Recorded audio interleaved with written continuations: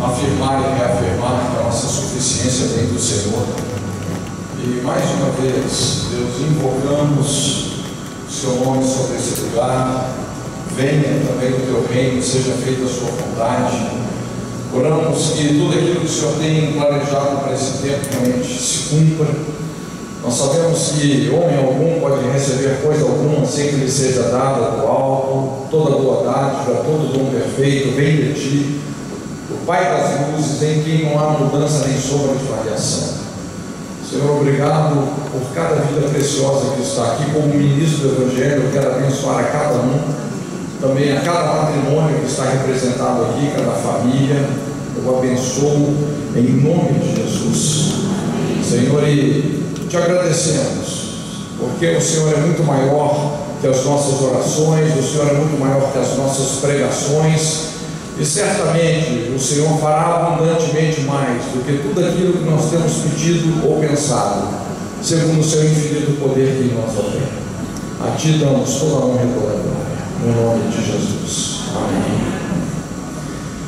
Eu creio que Deus tem levantado uma igreja que é coluna da firmeza e da verdade, e que está refundando os alicerces dessa nação.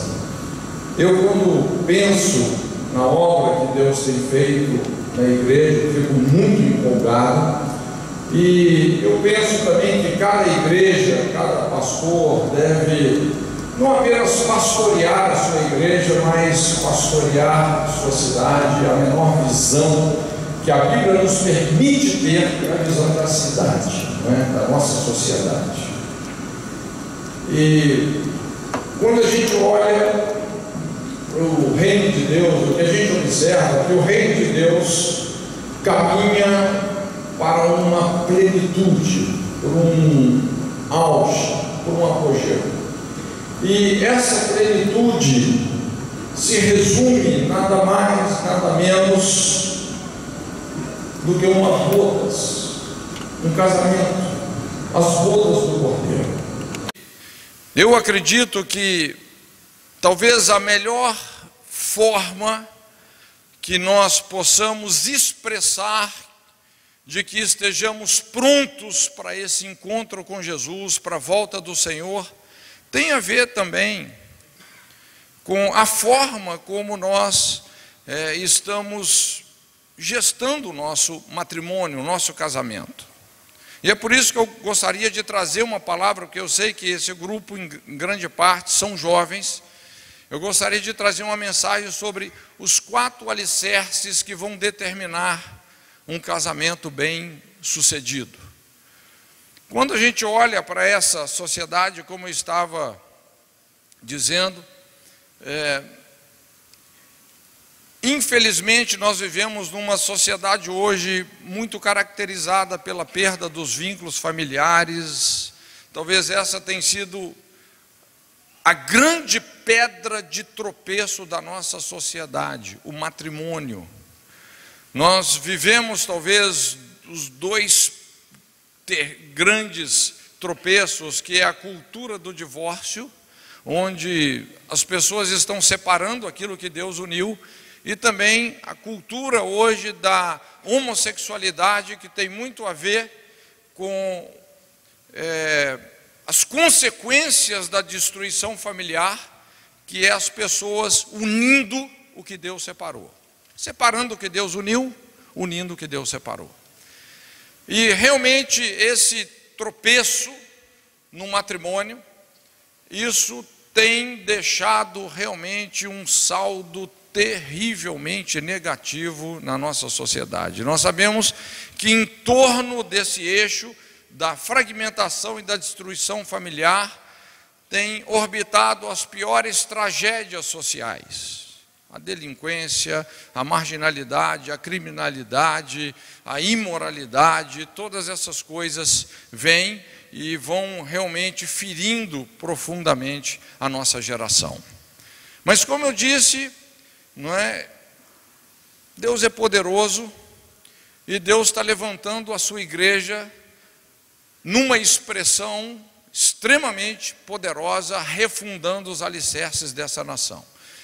E eu gostaria então de deixar com você esses alicerces. Eu não quero trazer uma mensagem só que vai mexer com as suas emoções superficialmente, mas eu quero deixar com você alguns fundamentos. Por isso, quem tem ouvidos para ouvir, ouça. É uma mensagem muito simples, não é? Mas que, se você incorporar esses alicerces no seu estilo de vida, principalmente no seu casamento, isso pode ser um divisor de águas muito grande. Eu tenho me preocupado muito com esse conceito, que é o conceito de alicerce. É interessante, inclusive, Jesus trabalhou com esse conceito ali no final do Sermão do Monte, quando ele fala sobre todo aquele, pois, que ouvindo essas minhas palavras as colocar em prática, ele fala, assemelhá-lo-ei ao homem prudente que edificou a sua casa sobre a rocha. E ele fala, caíram as chuvas, transbordaram os rios, sopraram os ventos, deram com ímpeto sobre aquela casa, e ela não caiu, porque estava fundada sobre alicerces. Mas ele também fala sobre alguém que insensatamente edificou a sua casa sem alicerce, sobre areia, e não é se as tempestades virão, é quando elas virão, porque elas virão. Elas vão provar os nossos alicerces. Caráter é como ouro, tem que ser provado.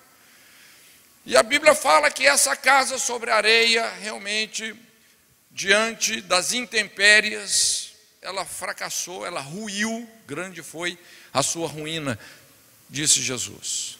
Então nós sabemos que uma casa sem alicerce é a profecia da tragédia.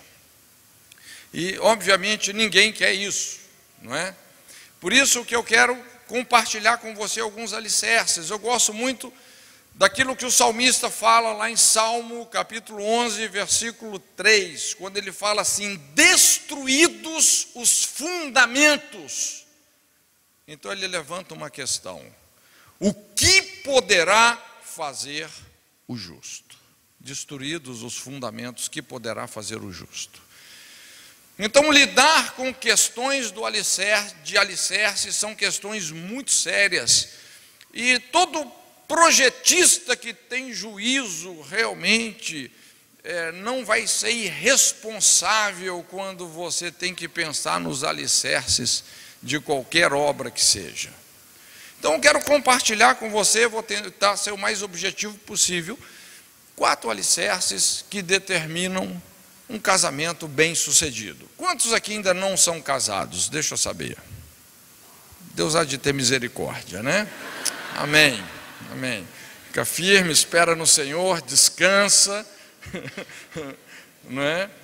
Muito importante descansar. Eu sempre falo, antes de Deus te dar um cônjuge, primeiro Ele vai te dar um trabalho, Ele vai te dar um jardim para você cuidar, uma responsabilidade, não é? Ele também vai te levar por uma situação de descansar, aquela famosa anestesia sentimental. A gente precisa de descansar, não é? Aí vai vir a pessoa certa.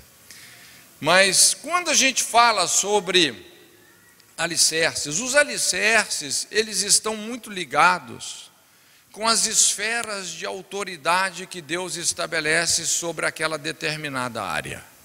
Você pode observar, para toda área da vida humana, você vai encontrar na Bíblia algumas esferas de autoridade que servem para proteger, guiar, direcionar as nossas vidas. E com o casamento não é diferente.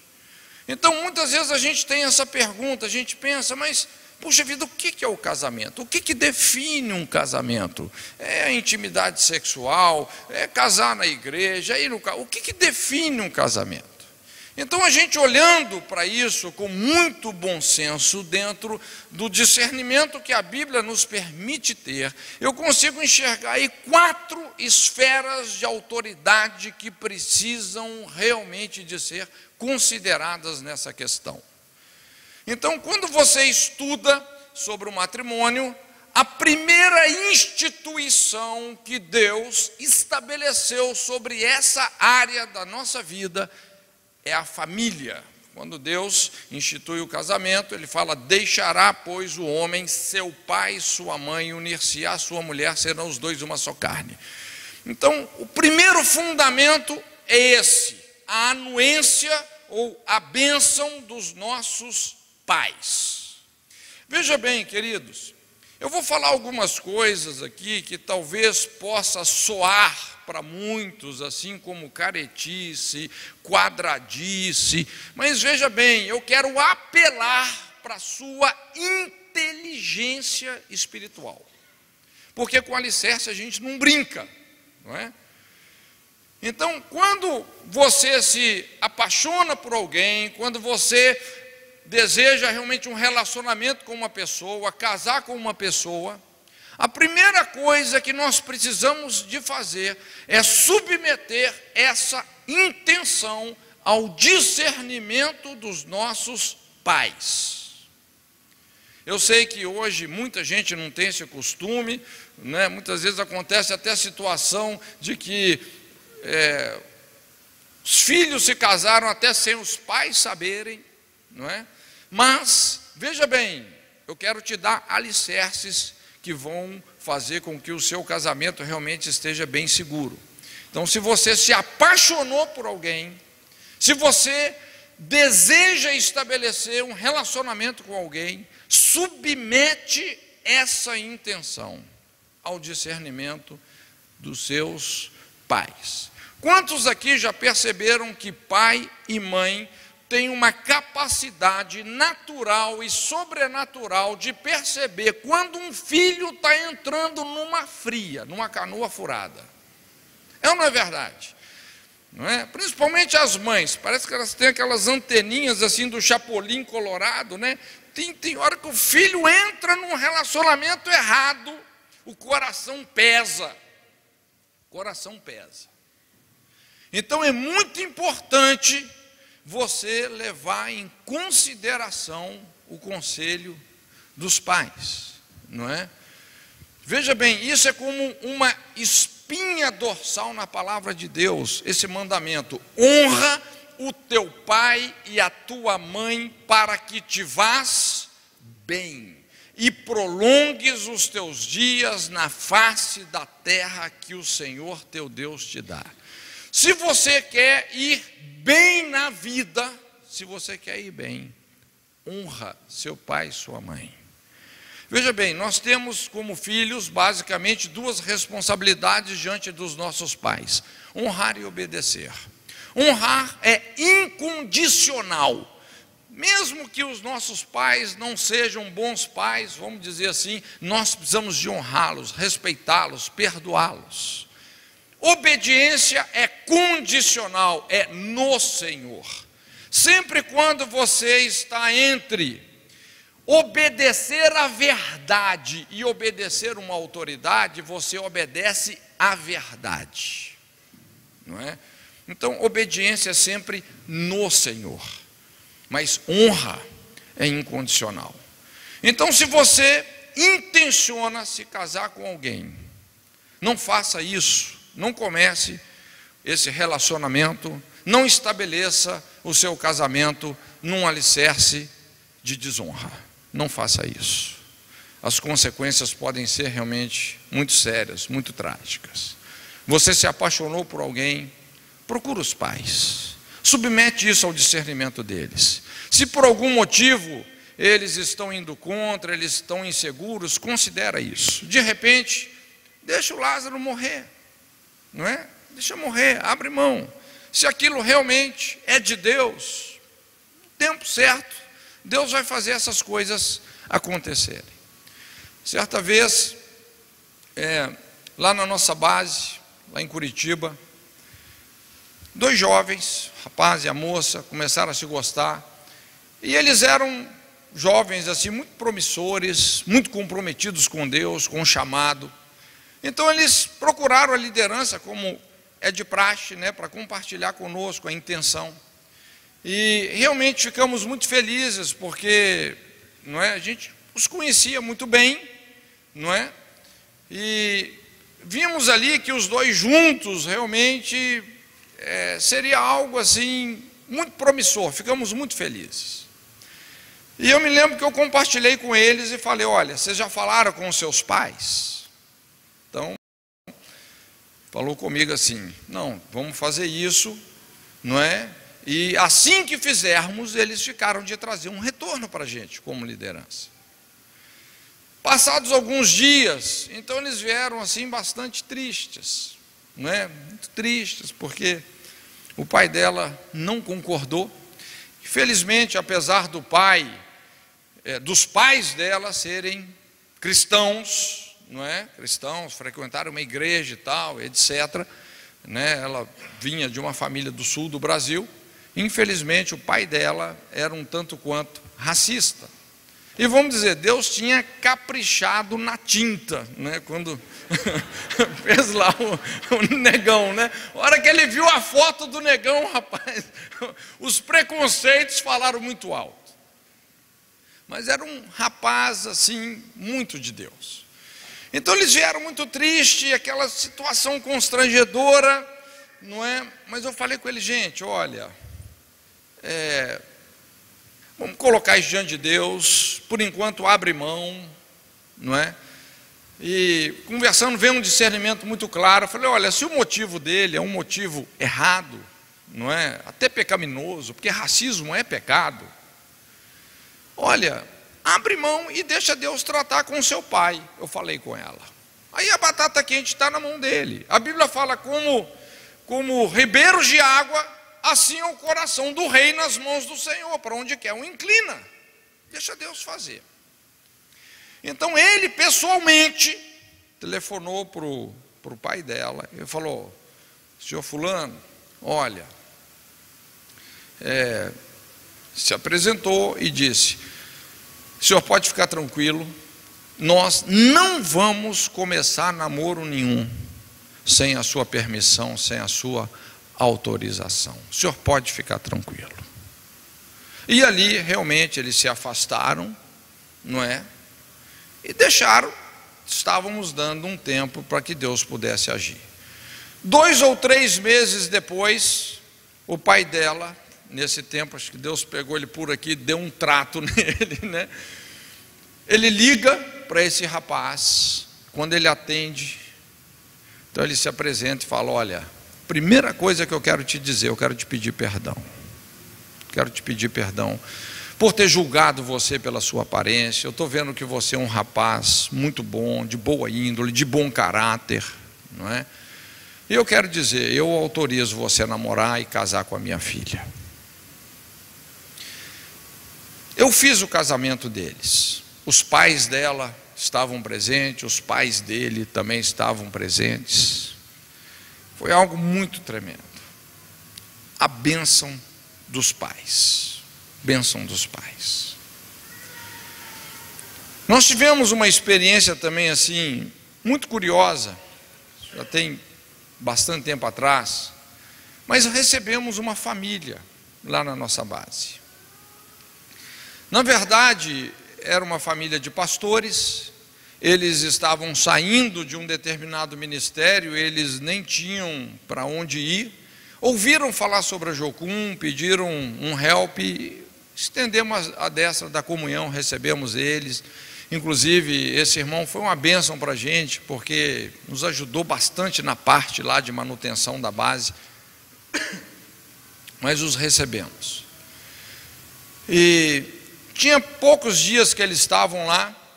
Ele me procurou, compartilhando que eles estariam fazendo 25 anos de casamento. Queria fazer uma celebração, perguntou se eu poderia compartilhar uma palavra. Eu fiquei muito feliz com aquilo, aproveitei o momento e comecei a ouvir a história deles, comecei a conversar. Eu gosto muito de ouvir a história das pessoas. Ele foi falando desde quando conheceu ela, foi contando toda a história, e quanto mais ele contava aquela história, mais escandalizado eu ficava, porque, rapaz, era uma história complicada. Resumindo bem, não é?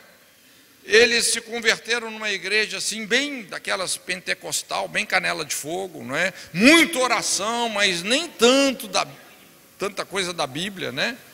Então, ali desde cedo, da adolescência, eles se apaixonaram, começaram já a namorar, não é? Porque tinha algumas profecias nesse sentido, né? Aquela coisa das profecias. E só que por alguns motivos plausíveis, os pais dela não queriam aquele namoro. Mas eles forçaram a barra, não é? Não desistiram um do outro, continuaram namorando, sempre que podiam, estavam juntos, mesmo a contragosto dos pais. E, obviamente, isso foi só desgastando o relacionamento dos pais dela com ele, foi ficando uma situação cada vez pior. Os anos foram se passando, ele queria ser pastor, não é? E queria se casar. A família não podia ver ele nem pintar de ouro. Como é que eles resolveram isso? Decidiram fugir de casa. Ele praticamente raptou ela. Eles foram para uma cidade vizinha e se casaram. Sempre vai ter um pastor meio doido da cabeça que vai fazer um casamento como esse, não é? Imagina, quando os pais dela ficaram sabendo, ela já estava casada com ele numa outra cidade. Então, a mãe, ele me contando, a mãe dela expressou toda a sua frustração, toda a sua amargura com palavras assim terríveis contra esse casamento, não é? Tipo assim, não vai funcionar, vai acabar logo, não sei o quê. Quando ele ouviu isso, ficou sabendo dos comentários da sogra, tudo que ele fez foi espiritualizar a sua rebelião, dizendo: não, o Senhor é conosco, Deus é conosco, não é? Nós temos um chamado e tal. Veja bem, eles iam fazer 25 anos de casamento. De certa forma, o casamento, ele permaneceu. Mas ouvindo a história deles, gente, era uma coisa trágica. Sem exagerar, eles já haviam passado por dezenas de ministérios, sempre entrando e saindo mal, entrando e saindo mal, entrando e saindo mal. Inclusive agora eles estavam saindo de uma igreja, veja bem, depois de 25 anos, gente, saindo agora de uma igreja com a mão na frente e outra atrás, sem nem ter para onde ir. E quando eu vi isso, eu falei: puxa vida, né? O discernimento vem. Qual que foi o alicerce que eles colocaram no casamento? Fuga. Eles nunca pararam em lugar nenhum, sempre fugindo, de lugar em lugar.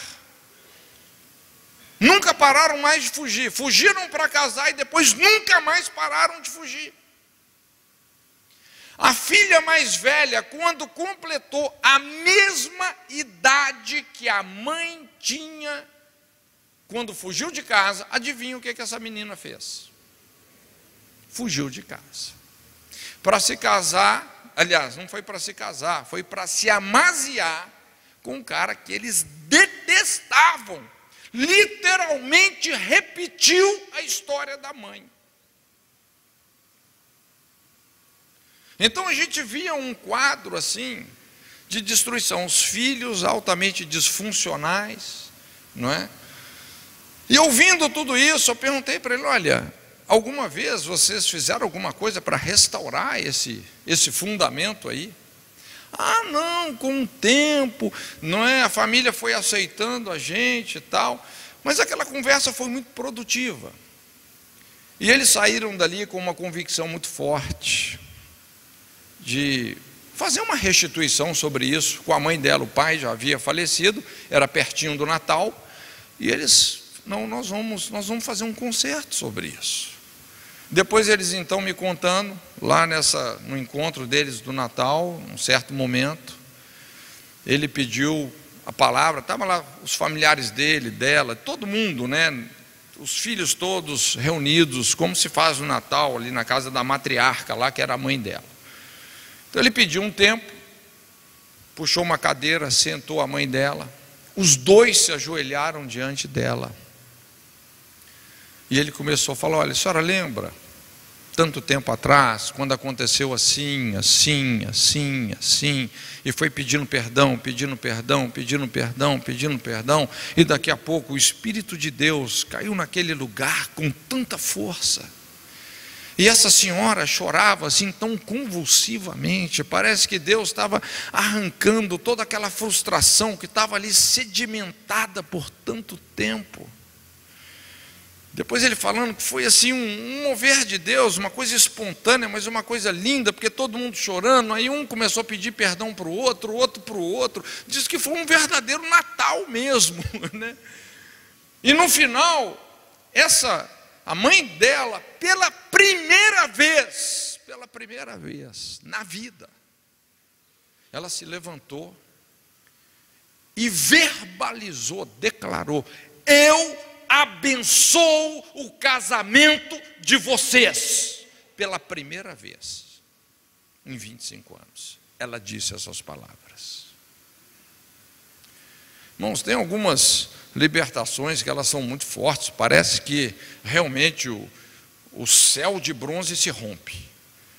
Olha, poucos meses depois disso, foi impressionante como as mudanças, as coisas foram se abrindo para eles. Deus abriu uma porta certa num lugar que a gente via que era o lugar deles, a cara deles, e finalmente ali eles começaram a criar raízes para baixo e produzir fruto para cima. Se tornaram realmente uma planta em verdadeiro desenvolvimento, e não uma planta que ficava sendo arrancada todas as vezes. A bênção dos pais. Bênção dos pais. Isso é um alicerce. Muita gente pode desdenhar disso, muita gente pode ignorar isso, mas o que eu tenho a te dizer é o seguinte: não brinca com alicerce, não. Porque nessa área que você não colocou o alicerce, a descendência afunda. É impressionante. A segunda esfera de autoridade que Deus estabeleceu sobre o matrimônio é a igreja. Então nós falamos de uma bênção dos pais, agora uma bênção sacerdotal, uma bênção pastoral. Então a Bíblia fala que os nossos pastores, eles gemem pelas nossas almas como quem vai prestar contas diante de Deus. Queridos, nossos pastores são aqueles que nos conhecem, não é? Quando você vai tomar uma decisão tão séria como essa, que é se casar, é muito importante nós submetermos essa decisão também, não só ao discernimento dos nossos pais, mas ao discernimento dos nossos pastores. Irmãos, tem muitas coisas que os nossos pais, eles não sabem nos aconselhar, porque pode ser que eles nem crentes sejam. Eles não têm um relacionamento com a palavra muitas vezes, mas os nossos pastores têm. Então os nossos pastores têm um discernimento espiritual, gente, que pode ser uma coisa determinante no nosso destino, quando você vai dar um passo tão sério como esse. Porque o casamento envolve uma aliança até que a morte nos separe. Então as consequências de um casamento destruído, elas podem ser alejadoras, podem deixar realmente lesões e sequelas irreversíveis. Então é antes de se casar que a gente tem que buscar realmente esse conselho. Às vezes algumas pessoas atropelam isso, vão lá, se casam, depois muitas vezes dá tudo errado, aí vem para o pastor: pastor, agora eu sei, meu casamento não era de Deus. Olha, se não era, passou a ser, não é? Depois que você casou, que você votou, se não era, passou a ser. Então é algo sério, é algo que realmente a gente precisa de buscar uma proteção. Autoridade é sinônimo de proteção, não é? Então você vai se casar, conversa com o seu pastor, ele vai saber como provar esse relacionamento. Agora, isso nem sempre é uma tarefa fácil para o pastor. Talvez muitos aqui são pessoas que cuidam de pessoas. Você já teve que aconselhar uma pessoa apaixonada? Alguém aqui já teve que aconselhar uma pessoa apaixonada? Ainda mais quando essa pessoa está apaixonada pela pessoa errada. Rapaz, você já viu aquele filme 500 vezes? Você sabe que aquele negócio, rapaz, não vai terminar bem. Então você tem que, sei lá, quebrar aquele encantamento que está na pessoa, que é um negócio terrível. Não é fácil. Eu me lembro quando nós chegamos lá em Curitiba, implantando a missão, a gente tinha uma equipe assim extremamente dinâmica. Foi um tempo muito tremendo, muito tremendo. E a gente fazia muito evangelismo nas ruas, começamos a fazer contato com muitas igrejas, então a gente visitava muitas igrejas, não é? E eu me lembro que numa dessas igrejas que a gente ia bastante, um dos missionários da nossa equipe se apaixonou por uma certa moça lá. Mas infelizmente era talvez a pior moça para ele se apaixonar, né?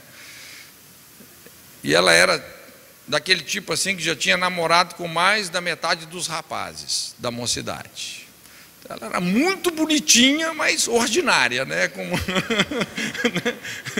apaixonou, o cara apaixonou. E eu já conhecia a história lá, sabia como é que o negócio era, eu era o líder dele direto, então eu falei, cara, olha, não é para você isso, essa pessoa não está pronta, não é o momento, não é, de você começar um relacionamento com ela. Não, mas é de Deus e tal. Aí vem uma fé, né, que Deus falou, que não sei o quê, e você não tem como impedir. O cara é de maior, você não tem, você está proibido, você não pode fazer isso. Então começou a namorar e já estava apressando as coisas, o dinheirinho, um pouco de dinheiro que ele tinha, ele já estava comprando a mobília para o casamento e não sei o quê. Eu falei, rapaz, vai devagar. Já estava pensando em ficar noivo. Num belo dia, eu estou andando na cidade, quem que eu vejo? A moça, atracada com um rapaz que não era ele. Que não era ele, né? Rapaz, sabe aquela situação que você vê a pessoa, mas a pessoa não te vê? Mas eu falei, meu Deus, aquilo foi misericórdia de Deus. Quando eu voltei, então, lá para a nossa comunidade, eu procurei ele, falei, vem cá, rapaz, olha, o gato subiu no telhado.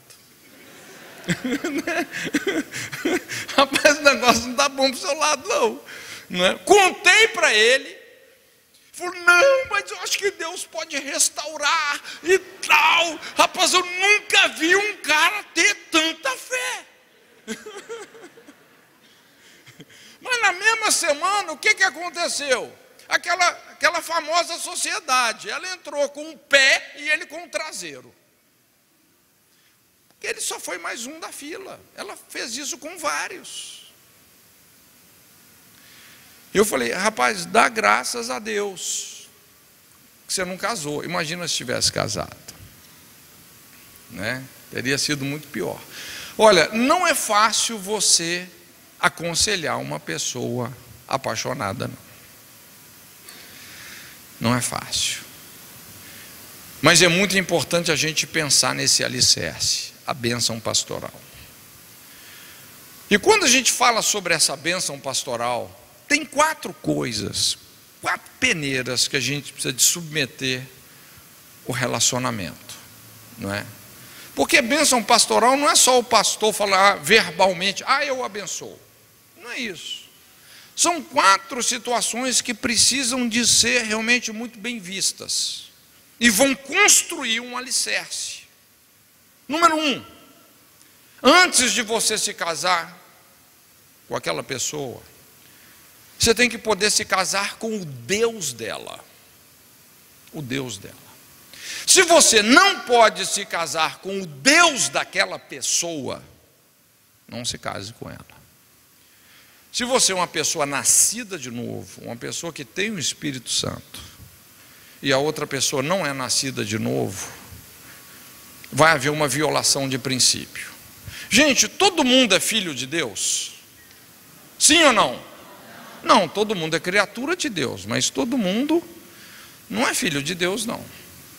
Não é também porque nós somos filhos de Deus que somos melhores do que quem não é filho de Deus. Não somos melhor do que ninguém, não, gente. Jesus nos achou primeiro, não é? Então a Bíblia fala no Evangelho de João que Jesus veio para os que eram seus, mas os seus não o receberam, mas a todos quantos o receberam, deu-lhes o poder de serem feitos filhos de Deus, a saber, os que creem no seu nome. Então, nesse primeiro filtro, você tem que ver isso.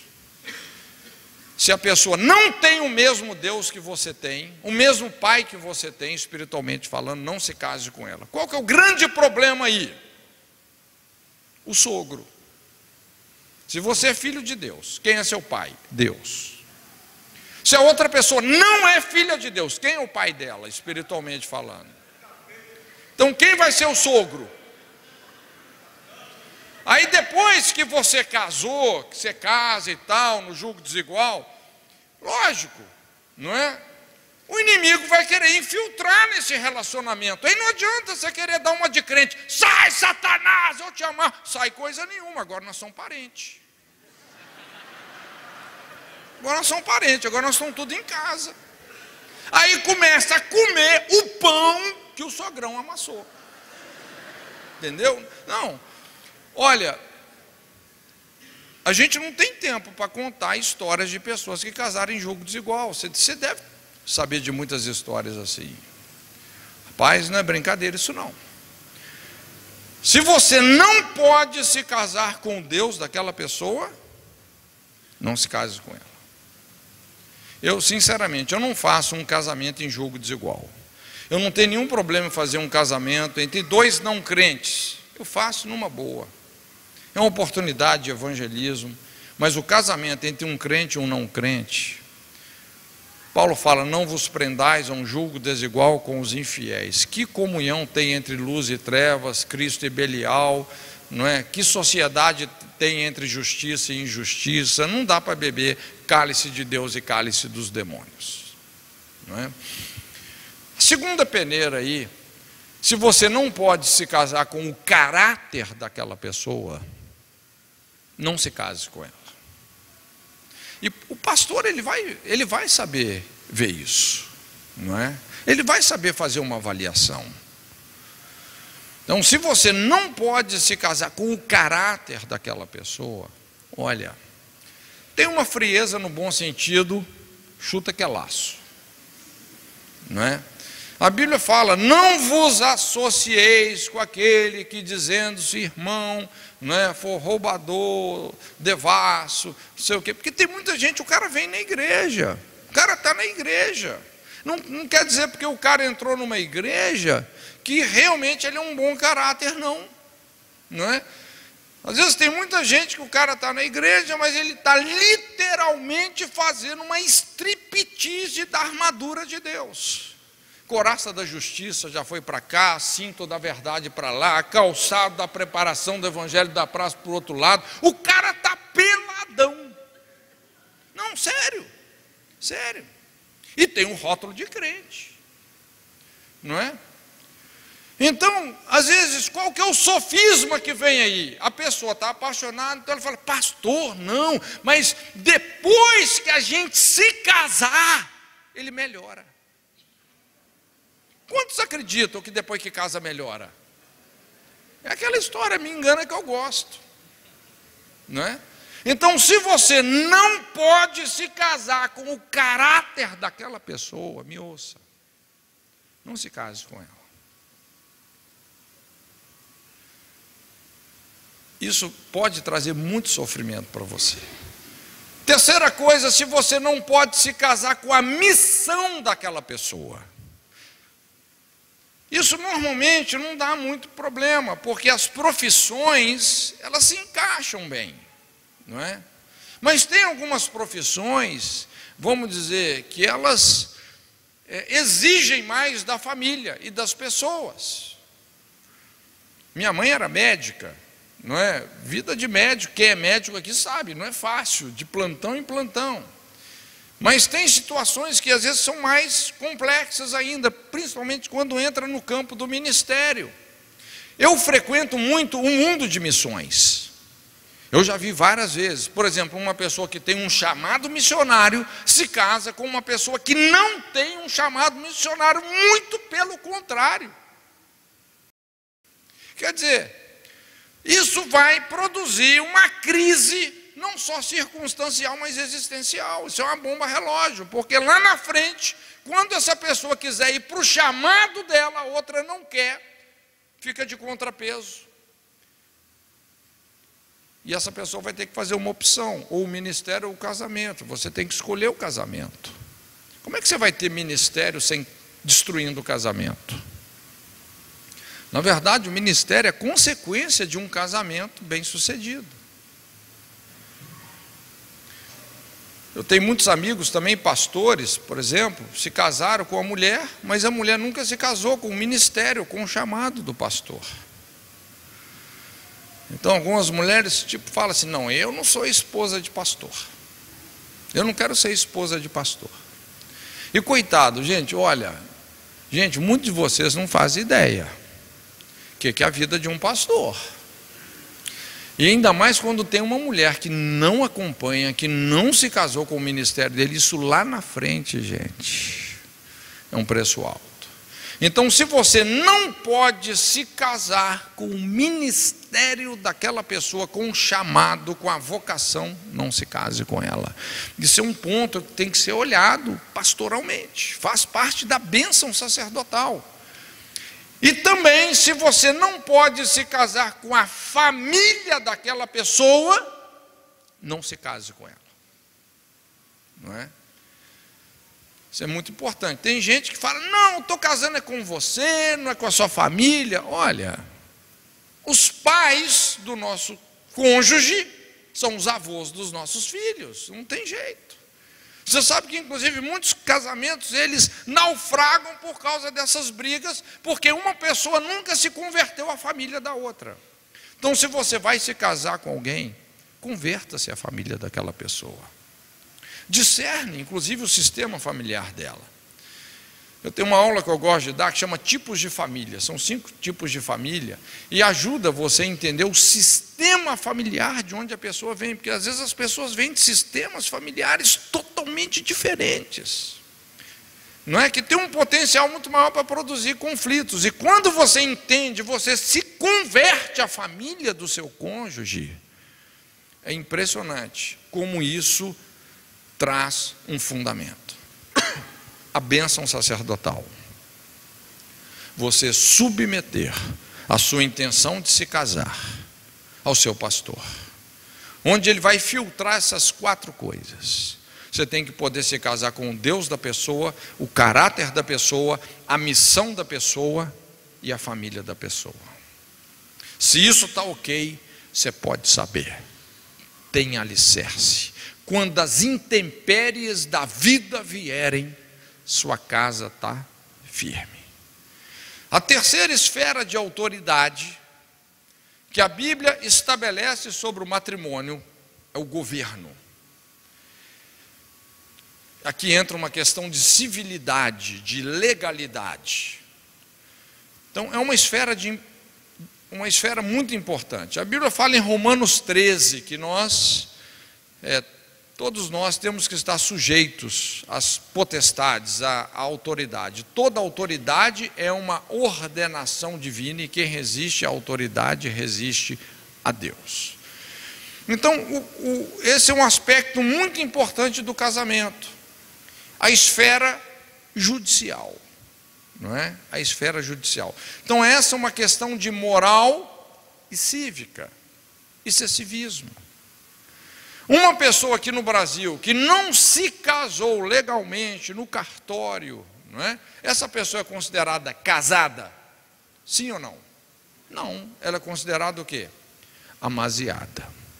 E a pessoa amaziada, isso, na verdade, traz um peso moral, porque a intimidade sexual dela é caracterizada como fornicação, a pessoa passa a viver em fornicação. E quando Paulo fala sobre esse problema da fornicação, que é o sexo sem ser casado, ele deixa muito claro, queridos, os fornicários não herdarão o reino de Deus, não é? Então essas coisas, a gente não tem assim muito meio termo, essas coisas realmente elas precisam de ser resolvidas, não é? E infelizmente, assim, muitas regiões do Brasil, é impressionante como existe uma cultura nesse sentido, uma cultura do não casamento. As pessoas simplesmente ajuntam, amaziam, não é? Muitas, inclusive, num contexto de igreja, num contexto de liderança espiritual. E isso pode trazer consequências sérias. Normalmente, o que a gente observa é que quando você gera um filho sem ser legalmente casado, você está submetendo esse filho a uma perseguição sexual e emocional. E a tendência desse filho é reproduzir a situação que ele foi concebido, ou seja, precocemente essas pessoas daqui a pouco estão sendo pai e mãe, não é? É por isso que a gente observa hoje na sociedade uma certa epidemia nesse sentido, né? As mães e os pais precoces. Inclusive, a gente, no Ministério do Aconselhamento, a gente vê isso muito de perto. Por que hoje as pessoas estão tendo vida sexual ativa cada vez mais cedo? Às vezes com 6 anos, 7 aninhos de idade, já tem vida sexual ativa. Quando você vai ver a situação do casamento dos pais, é uma situação de imoralidade, não casamento, não é?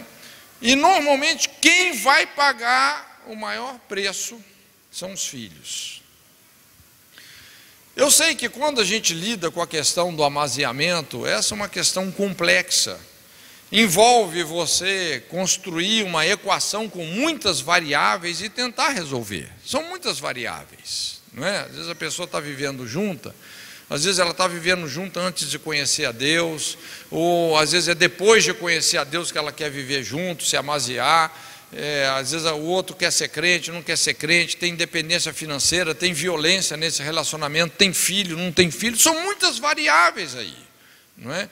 Eu me lembro uma vez, eu estava pregando numa igreja, no final do culto, uma irmãzinha me procurou pedindo oração, e ela estava com o rosto inchado de tanto chorar, e falou: pastor, ora por mim. E eu falei: mas o que está acontecendo? Então ela foi me explicando: não, é minha vida sentimental e tal, não é? Ela estava, resumindo, ela estava amaziada com um rapaz, o rapaz não era crente, não queria ser, tratava ela mal, eles não tinham filhos. Então eu fui bem direto com ela, falei: olha, querida, na verdade você não precisa de oração, você precisa de tomar uma posição. Você tem que deixar essa pessoa, porque você está vivendo em fornicação com ela. Você tem que escolher ou essa pessoa ou Jesus. Não tem como você ficar com os dois, não é? Você tem que fazer uma escolha. Irmãos, olha só, se você quer o melhor de Deus, nós vamos ter que aprender realmente a sacrificar algumas coisas que são erradas, que são pecaminosas, não é? Nós temos que passar pelo caminho do altar. No caminho do altar, quando você renuncia, quando você deixa o Lázaro morrer, quando você entrega para Deus, o que é palha queima, o que é ouro se torna mais puro. É no altar. É aí que nós não vamos nos conformar com esse presente século e vamos passar a experimentar a boa, perfeita e agradável vontade de Deus, porque ela existe e é real. Então eu falei com ela: você precisa de uma posição, não é? Você tem que deixar esse cara, ele não é crente, ele não quer ser crente, você não tem filho com ele, não é? Agora imagina se ela fala: não, mas eu já tenho 3 filhos com ele. Aí mudou a conversa. Como é que você vai falar para deixar se já tem 3 filhos? Talvez isso vai demandar toda uma agenda pastoral, fazer amizade com esse cara, tentar trazer ele para Jesus, tentar amenizar isso tudo aí, não é? Uma bênção judicial. o casamento, não é? O casamento. A Bíblia fala: venerado seja sobre todos o matrimônio e o leito sem mácula. Isso é um princípio, gente, que vai trazer proteção para a nossa descendência. É um alicerce, o casamento. E a quarta e última esfera que Deus estabeleceu o casamento é na esfera espiritual, no campo da sexualidade. Porque o casamento envolve realmente essa condição de uma só carne, a intimidade sexual, uma ligação de almas, não é? É muito interessante, quando você presta atenção na maneira como Deus construiu a anatomia humana, Deus, a espiritualidade, ela é muito presente na forma como Deus estabeleceu a anatomia humana. Está presente na intimidade sexual um compartilhamento de sangue, vamos dizer, um pacto de sangue.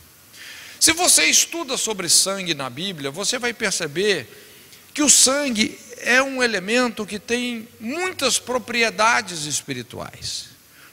O sangue tem essa propriedade de inaugurar uma aliança espiritualmente falando, não é?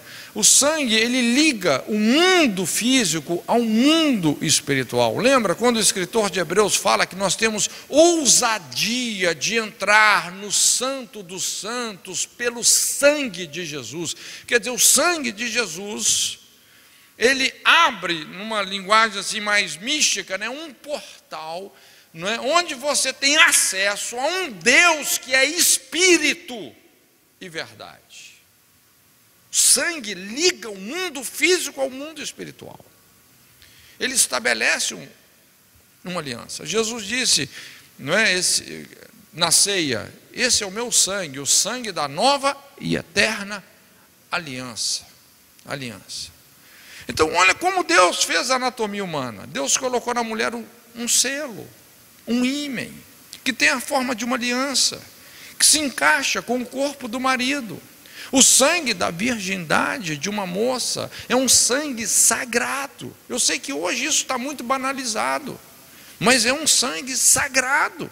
Ele está estabelecendo uma aliança, uma condição espiritual de uma só carne. Quando Paulo escreve aos Coríntios, realmente ele confronta aquela cultura de prostituição que havia lá, porque naquela época o culto a Astarote, Baal, a prostituição cultual era algo assim muito presente.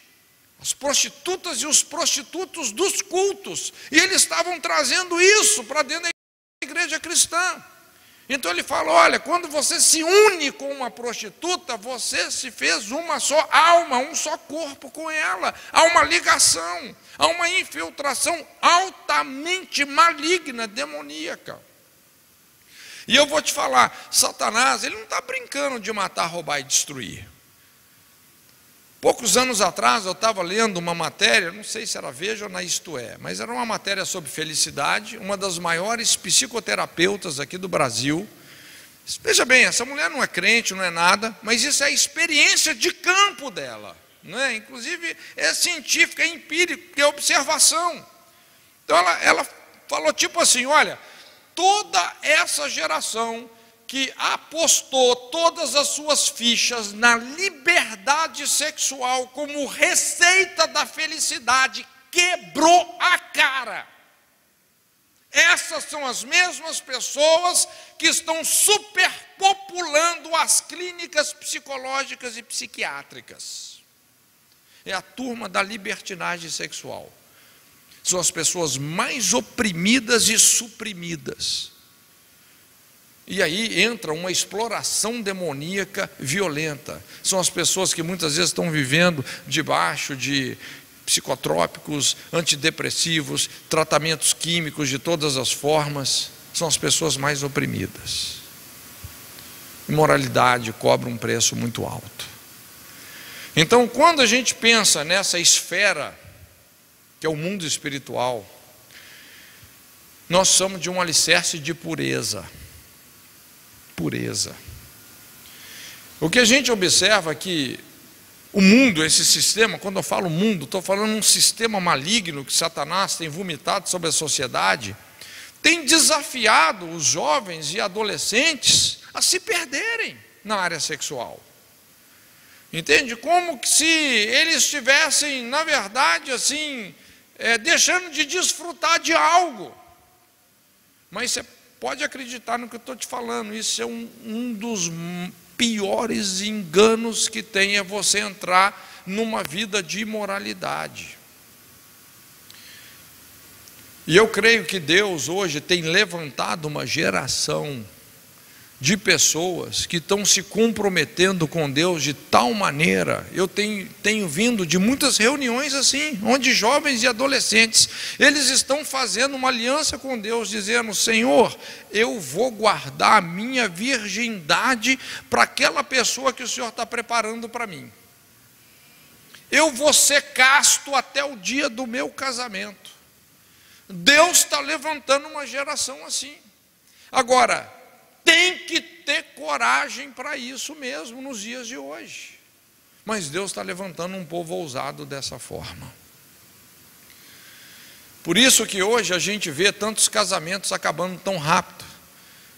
Um dos meus livros, que chama A Face Oculta do Amor, eu explico exatamente essa dinâmica, que a gente fala sobre paixão e aversão.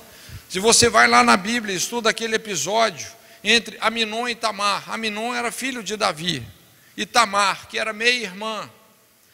Ali você observa exatamente isso, como que uma paixão desgovernada que leva à imoralidade, isso lá na frente vai produzir uma aversão terrível.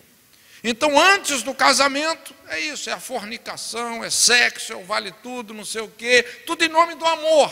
Aí depois que se casa, toda essa paixão vira aversão, ódio, ojeriza, divórcio. A pessoa não quer nem ver a cara da outra. Por isso que a gente vê pessoas se divorciando hoje tão rapidamente. Quando você não passa na prova da paixão, dificilmente você vai passar na prova da aversão. Então o casamento, muitos casamentos, eles já estão, vamos dizer assim, nascendo morto. Porque as pessoas estão negociando valores dessa natureza. Pureza sexual. Olha, se você estabelece um casamento na pureza, se você já vem de uma vida, não é, com muitos relacionamentos, infelizmente isso hoje é normal. Eu trabalho no campo do aconselhamento, né? A gente ouve isso das pessoas. Pelo menos dê àquela pessoa com quem você quer se casar a chance dela não querer mais se casar com você. Conta a história, conta o que aconteceu, não é? Coloca na luz.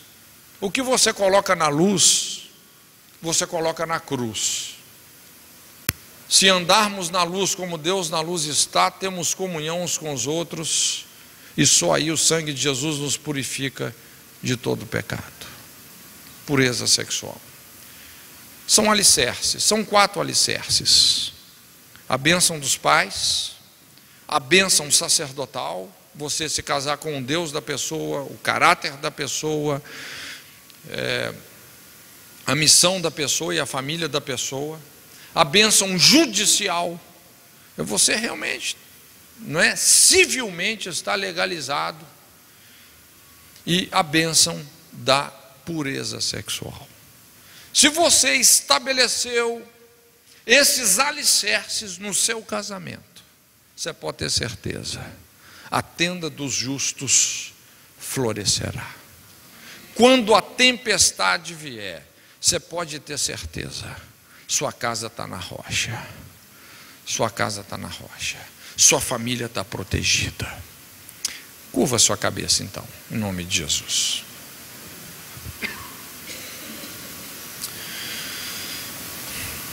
Senhor, muito obrigado pela sua presença aqui conosco. Obrigado por cada vida preciosa que está aqui. Senhor, eu oro que da maneira apropriada o seu Espírito possa aplicar essas verdades aos nossos corações, Senhor, no nome de Jesus. Eu sei que hoje nós vivemos tempos difíceis, tempos trabalhosos. Hoje nós vemos uma geração que tem sido o subproduto da morte da família, da destruição do casamento.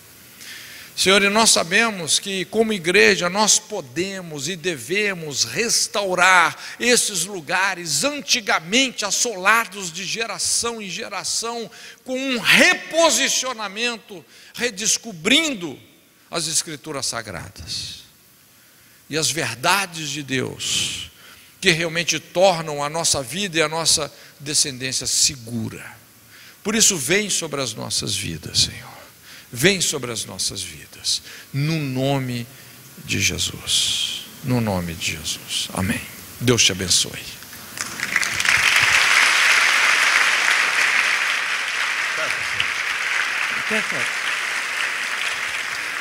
Queridos, vem cá, pastor, vem cá, pastor. Gente, por favor, não saia, ninguém sai agora para a gente fazer a oração final. Um pouquinho só para cá. É claro que eu fico triste e também feliz, triste porque não há espaço físico para chamar jovens à frente, diante de uma palavra tão poderosa. Mas mesmo assim, a gente quer fazer uma oração especial por alguns jovens. Aqui na frente é possível caber gente. Então, por favor, ninguém converse, ninguém se levante, seria até deselegante se você sair. Tem que ter educação também, mesmo depois de uma mensagem tão linda.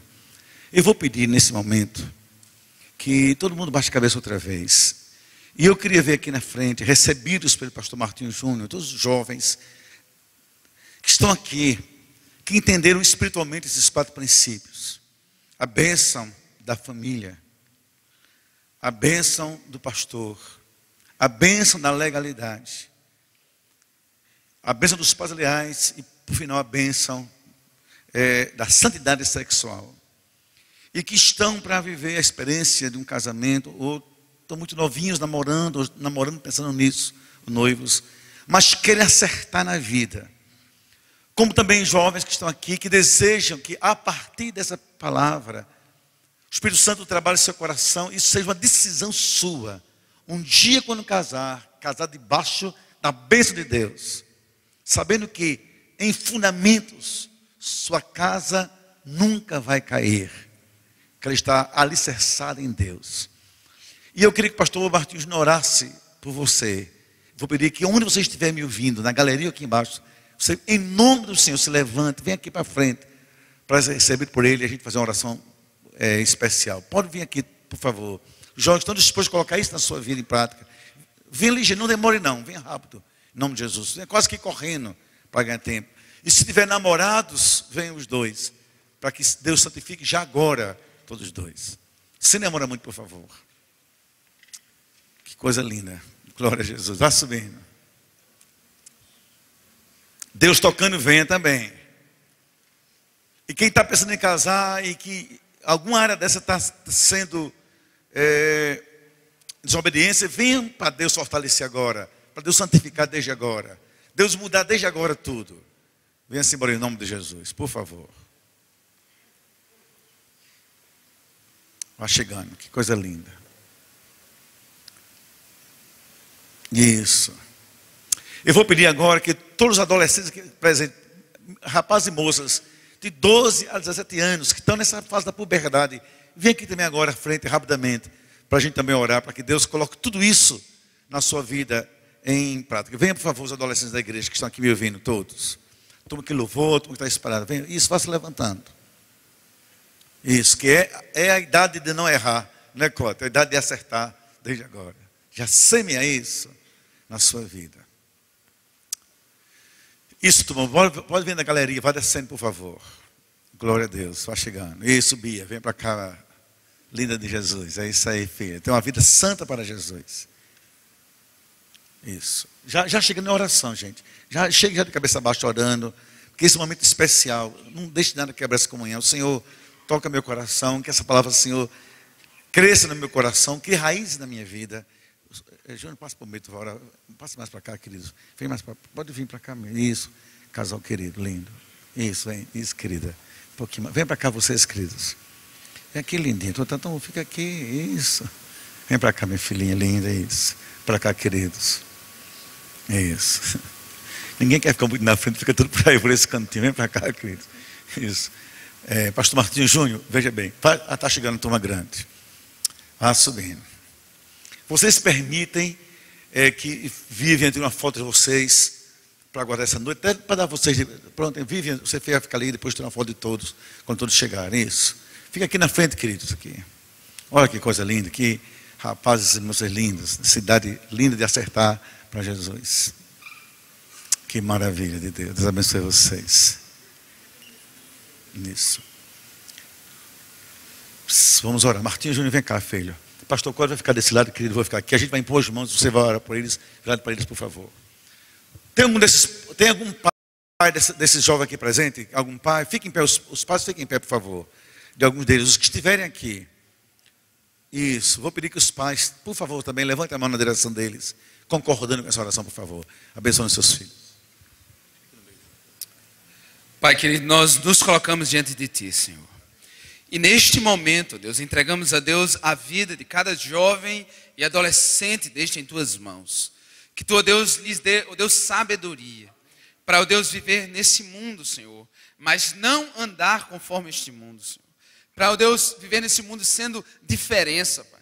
Que estes jovens, Deus, a partir de hoje, Pai, tomem a consciência, Deus, de viver sobre essas 4 perspectivas, Senhor. Sobre essas 4 bênçãos, Pai. Mas não apenas, Deus, a consciência, mas assuma, Deus, o compromisso, Senhor, de viverem assim.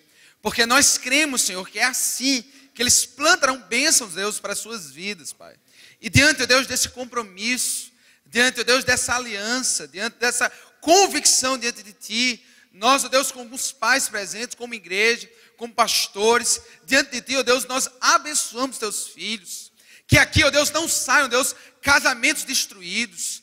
Que aqui, ó Deus, não saiam, ó Deus, casamentos infelizes. Que aqui, ó Deus, não saiam, ó Deus, casamentos, ó Deus, de dores. Mas que daqui, Senhor, saia, ó Deus, uma geração que mostrará, ó Deus, esse mundo que vale a pena crer sim no casamento.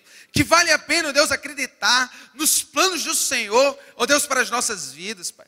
Nós abençoamos, ó Deus, o futuro deles. Te pedimos, Deus, que em cada passo, que em cada atitude deles, Senhor, eles coloquem, Deus, sobre essas 4 perspectivas. E sabemos, Deus, em nome de Jesus, que vivendo assim, Senhor, estaremos diante, sim, de casamentos felizes, casamentos por Ti abençoados, Pai. É por isso, Deus, que nós oramos, nós abençoamos, e assim fazemos em nome de Jesus.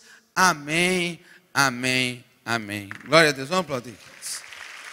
Cada um dê um abraço que está perto de você. Diga, Deus abençoe. Abençoe que está do seu lado. Abraça e abençoe. Isso, assentando. Pode ir sentando. Deus abençoe vocês. Que maravilha, né? Que bênção. Glória a Deus. Isso. Pastor Cota, obrigado, meu filho, viu? Quer sentar um pouquinho? Pode sentar um pouquinho ali mesmo. Só enquanto a gente termina. Vai acabar agora. Gente, quem foi edificado no Senhor, levanta a mão. Que maravilha. E eu estava ali, viu, Martinho Júnior? Já tem um sermão sobre isso há vários anos. Que bênção. Tudo por que maravilha de Deus. Que bênção, que bênção, que bênção de Deus. Pastor Martinho vai internar. Eu queria chamar aqui à frente o casal Marcos e Socorro Maia, por favor. Vem cá, Marcos e Socorro. Rapidamente, Marcos. Isso.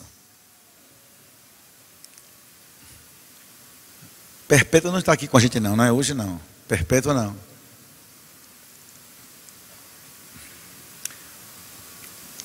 Exatamente hoje, nossa querida, esse casal está em festa, que hoje Socorro faz aniversário. Isso, a gente quer cantar parabéns para você, dizer a Deus a bênção sua nessa igreja, desse casal querido. Vocês são abençoados, os filhos na igreja, geração abençoada na igreja. Que coisa maravilhosa, Socorro. Deus abençoe você e Marquinhos e muitos, muitos anos de vida.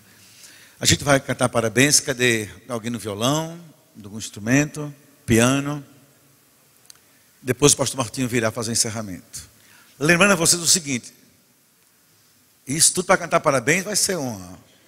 Pense num parabéns forte esse. Olha só, gente. Amanhã, às 6 horas da manhã, no Espaço Gospel, o culto da ressurreição. às 8 horas, aliás, o café comunitário da igreja. E às 9 horas, a gente não tem aqui nenhum culto, os dois estão suspensos, também as escolas bíblicas suspensas, mas tudo no espaço gospel. O pastor Couto vai ministrar de manhã para toda a igreja, e também à noite, às 7 horas.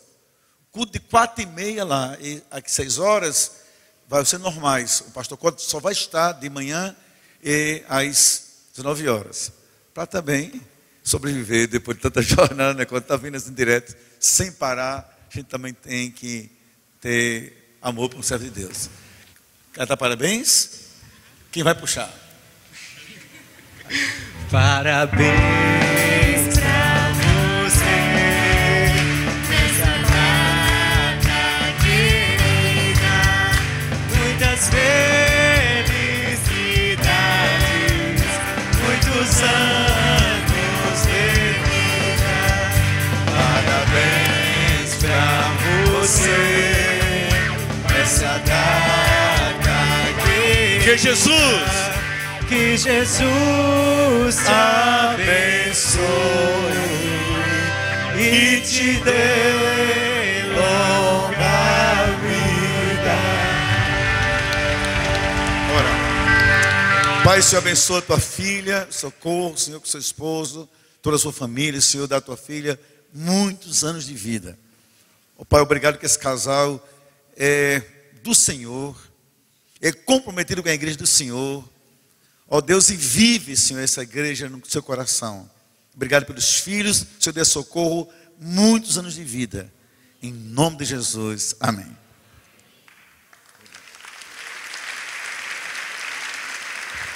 O pastor Cote vem cá, Júnior, trouxe pouco material. E tudo foi embora nesses dias. E ele pediu para eu expor, disse: pastor, faz o seguinte, vamos deixar para expor amanhã. Porque se eu disser amanhã que não tem mais nada, vai ser uma frustração muito grande. Então amanhã de manhã a gente vai expor o material dele, pouco. Mas uma coisa eu digo a você: o pouco que tiver, compre, porque é preciosidade. Não é bom não, é preciosidade. Amém. Vamos nos pôr de pé, queridos. Nós vamos orar a Deus, encerrando esse culto. Queria lembrar que ao lado nós estaremos fazendo as inscrições do Cursilho da Juventude, e que próximo final de semana, tanto na sexta, culto de adolescentes, como no sábado, normal, será aqui no Templo Central. Amém?